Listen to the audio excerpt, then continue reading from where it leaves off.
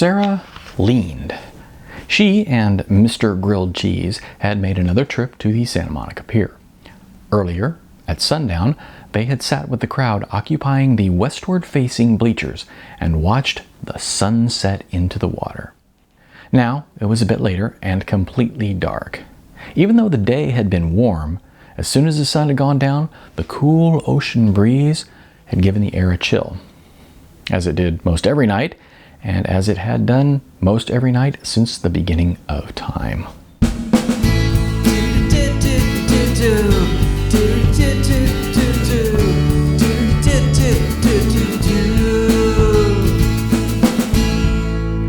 Hi, I'm Neil A. Yeager, and today I'm reading from my novel, Non-Hollywood.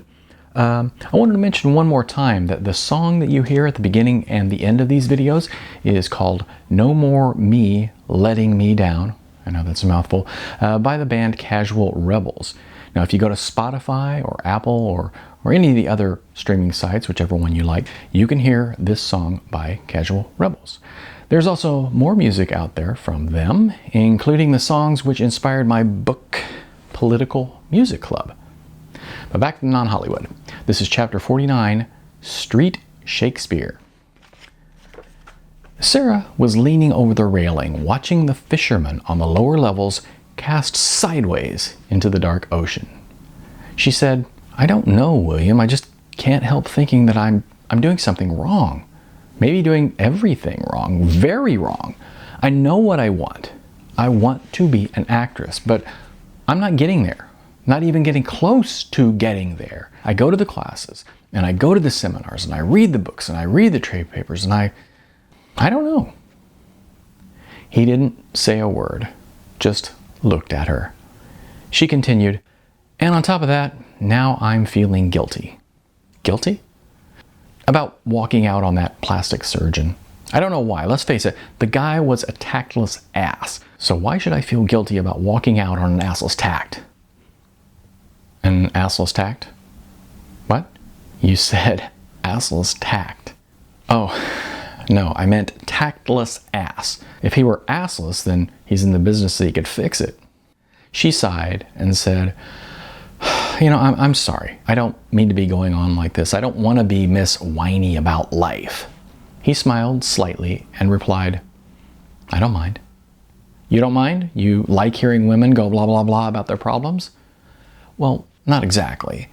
It's just that it's pretty much the first time that I felt that you were really sharing something with me, something that touched you in some way." Sarah said, "Really? The first time? So not only am I Miss Whiny about life, I'm also Miss Sticks to Shallow Subjects. Jesus, what a loser I am." William laughed and said, No, it's not in a negative way. In fact, it feels kind of nice to think that you're getting comfortable enough with me to expose yourself a bit." Sarah looked down at the ground and thought, no, she hadn't exposed herself to him, and not just in the way that he had meant, but in the other way either. She hadn't even thought about exposing herself to him in a physical sense, hadn't honestly even felt compelled to kiss the guy. She liked spending time with him, and he was a nice guy and all, but expose myself, she said. "Okay, well, I guess if you see it as good, I'll go with that. And I'm pretty sure that you've said more to me in the last minute than in the entire time that I've known you." Mr. Grilled Cheese laughed visibly and looked down at the water. Sarah looked out at the ocean as well. "I just noticed something," she said. "There's this sort of semi-reflection of the Ferris wheel lights in the water. It's not like a real reflection because the water's too rough, but you can see this slight change in the tint of the water as the lights on the Ferris wheel change color. Why is it that I never noticed that before?" "Well, sometimes you just don't," he replied. "I guess not," Sarah said, and she turned away from the ocean. "Want to walk back?" "Sure." So they started to walk back down the pier. They walked past the fishermen, past the entrance to the park and the Ferris wheel, back to the main cluster of vendors with their little push carts. Sarah stopped before a street performer, a mime who stood there absolutely still until someone slipped him some money. "Oh, hang on a sec. she said, as she pulled her wallet out of her purse. This always bugs me to see this guy standing here all stiff like a statue. Let me give him a few bucks so he'll move, or I'll be haunted by him all evening. Sarah put a $5 bill into the mime's cash box. Immediately, the mime started moving in jerky little robotic movements. He changed from one position to the next with slow, methodical swings of his joints. Sarah said to the mime, "Thank you," and walked away as the mime went through his robot choreography. William turned and followed. As he caught up to her, he asked, You didn't wait for him to finish his act?" Sarah chuckled, because at the end of his act, he freezes again. And it's the freezing part that just gives me the willies. So waiting for the end of the act would defeat the purpose. I always walk away while he's still in motion. Always. And to prove that she was serious, she most definitely did not turn around to see the mime again. She said, "But you know, even though he gives me the creeps and all, in a way, I have to admire him. He is a professional performer. I mean, I don't know if he makes enough to live on or if he's got a regular job somewhere that doesn't involve standing frozen in one spot, but people pay to see his acting. He's acting. He's getting paid. He is, and I'm not." William replied, "Well, you could. I could what, mime? No, thank you." "Well, it wouldn't have to be mime. It could be anything. It could be Shakespeare." "Seriously, Shakespeare?" she said. "I don't think I've ever seen a street performer do Shakespeare. I've seen them juggle flaming objects. I've seen mimes, obviously. I've seen them singing James Taylor songs about seeing fire and seeing rain, but I've never seen Shakespeare." "Good," he replied. She shook her head and looked at him. "Are you serious? Honestly, you honestly and in all seriousness think that I should be a street performer and that my act should be Shakespeare?" "Why not?"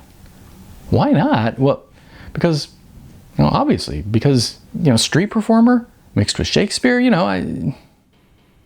William just shrugged his shoulders and they walked on.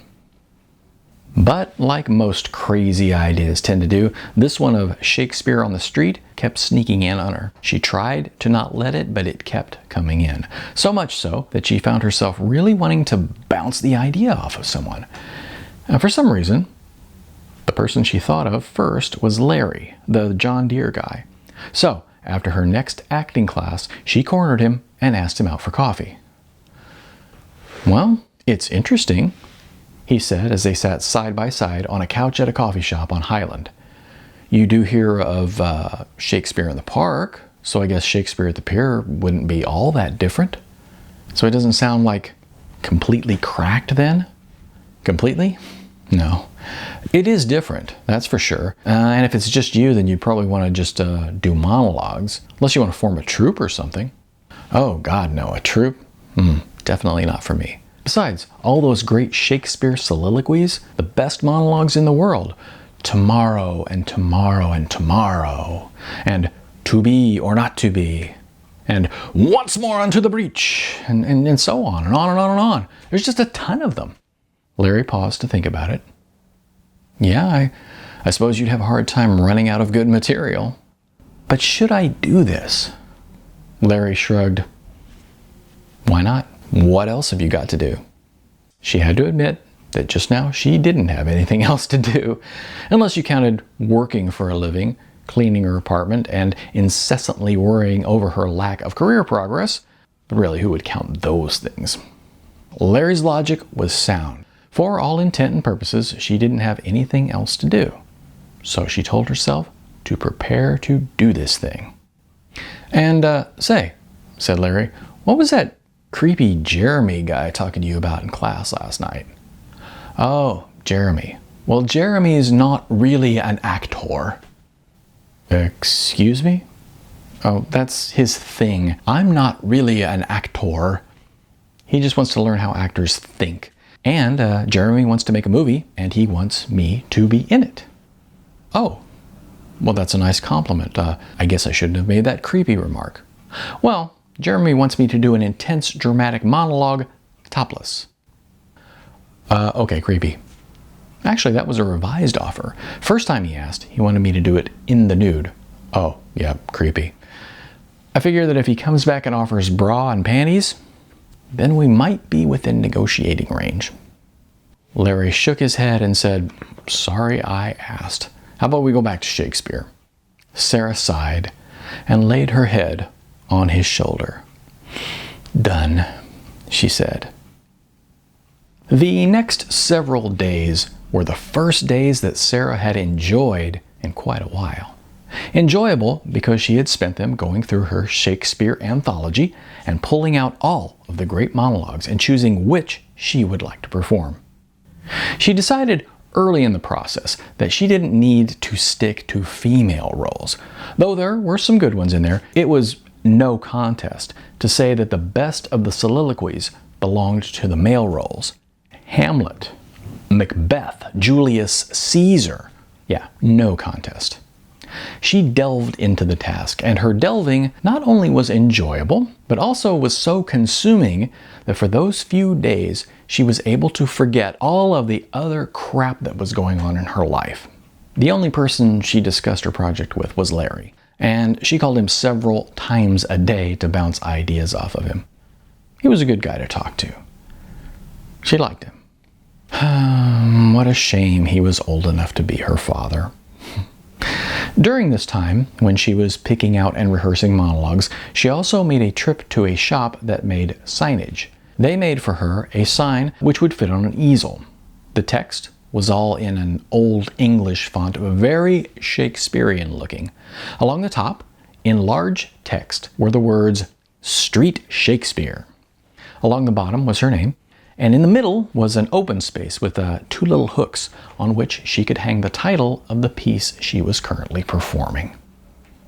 So the day came, the day which she had somewhat arbitrarily marked on her calendar as the day that she would start her street performing career.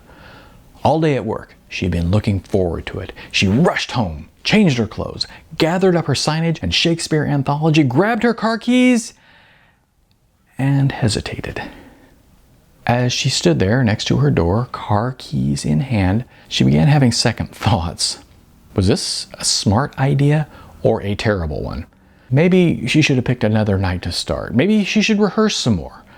Sarah went back and forth in her head like this. For several hours she went on like this, until she was roused out of it by a phone call from Larry. "Well, how did it go?" he asked.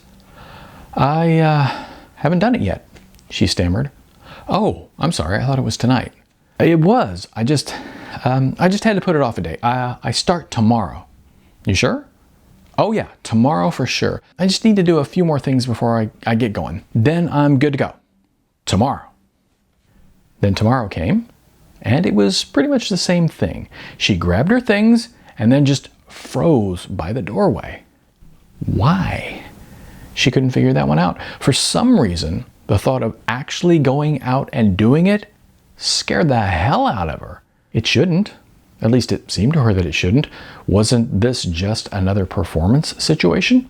She was good at performance situations. She should be nailing this. But for some reason, she was terrified.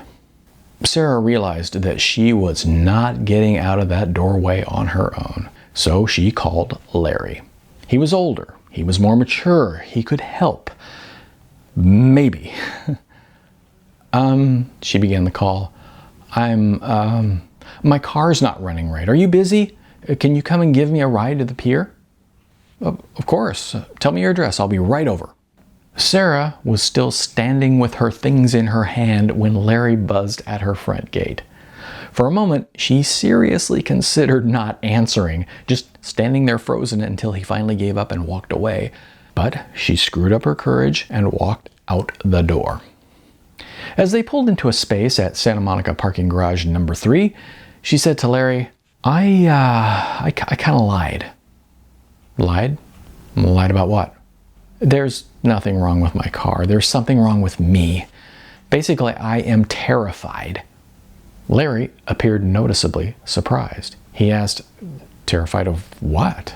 "Terrified of doing this thing on the pier. I'm terrified and I don't know why. I don't get nervous before a performance. I just don't." Larry slowly drummed his fingers on the steering wheel in contemplation. "Well," he said, This isn't just a performance, is it? It's a venture that you're undertaking on your own. It's not someone casting you in a role and having you have a go at it. This is you doing something of your own choosing. I'd say that's the scary part. You've got this idea that's yours, and who knows if it'll work. And that is scary. Sarah laid her hand atop his on the steering wheel.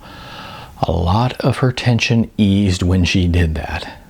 She said, "I knew there was a reason that you were the one I called." "Well, thanks," he said. "Now, would you feel better if I went with you, or would you feel better if I stayed here?" "Actually, I think a combination," said Sarah. "If you could come with me and help me pick a spot and set up my sign, but then if you'd leave." "I can do that." "This looks like a good spot," said Larry. No, we've got to move down." "Why?" he asked. "I need some space between me and him," said Sarah as she pointed to the mime who stood motionless about 10 feet away. "Why is that?" "Why is that? Just look at him. She shivered. "He gives me the creeps. I can't act if I can see him out of the corner of my eye." They moved a bit down the pier. Sarah put up her easel. Larry hugged her, wished her luck, and then he walked away. So here she was. This was it, the start of something. In her planning, she had thought the most appropriate speech to start with was, "To be or not to be." That really seemed like the only one to start with. Sarah took 2 deep breaths and was about to launch into it when she noticed that, oh God, the mime was walking toward her. He was walking like a normal person, not the robotic mime type walking. No, he was really walking toward her. The mime walked up to within a few inches of Sarah. Then he stopped and with a very real, non-mime-like gaze, looked her right in the eye and said, "And what do you think you're doing?" Sarah froze momentarily. It had just spoken to her. Oh God, was she dreaming? If it had spoken, then what was next? She'd once had a dream about being attacked by socks with teeth. This one was worse. She struggled to find her words, but only came out with, "What?" The mime said, "I get so damned sick of you people. All of you new people, you got no respect for the rules. You've got an act and you got your little sign there, and you think you can just do whatever you want." Sarah squeaked out, "Rules? There are rules? Rules to street performing has rules?" The mime glared at her. "Are you stupid?" he asked. "Of course there are rules, and you didn't even bother to figure them out. So, allow me to educate you. First, we rotate different spots. If we didn't, then there'd be big fights over who gets the best spots. And this is not your spot. You're new. You get the worst spot over there by the other side of the carousel." "Okay," she said, I can move." "Damn right you can move." As the mime glowered at her, and she thought that there was nothing more disconcerting than a mime's glower, Sarah picked up her sign and easel and moved over to the spot on the other side of the carousel, where she then spent several minutes attempting to get her focus back. She opened her Shakespeare anthology and began to reread To Be or Not to Be.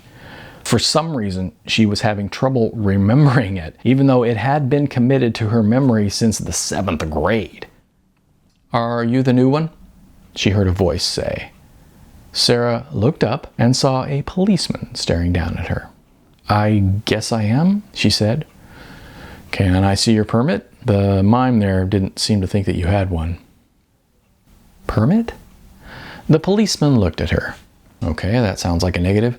City ordinance requires a permit for any public performance. If you want to be doing something on the pier or on the promenade, then you need to have one." Sarah was truly puzzled. "A permit? You mean all these people doing street acts, they've gotten permits first?" "Yes."